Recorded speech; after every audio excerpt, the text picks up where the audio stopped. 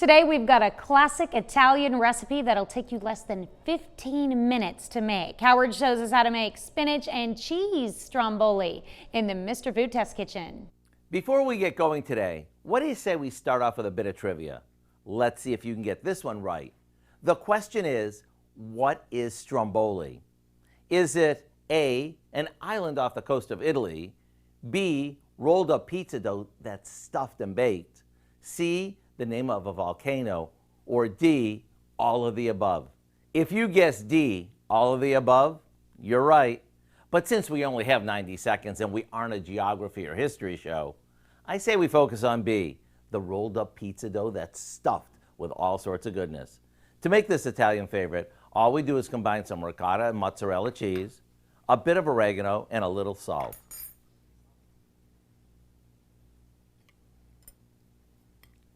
Once that's mixed, we add some chopped spinach that we sauteed with lots of minced garlic, and we let that cool.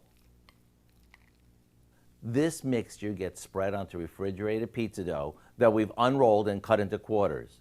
Now, we roll this up and place it on a baking sheet, seam side down.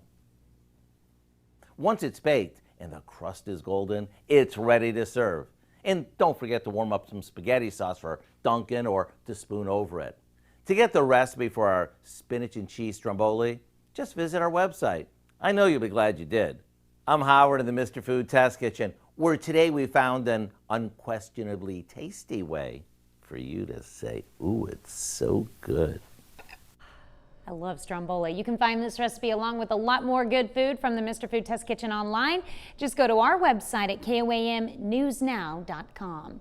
Here's a look at our 4 state market prices.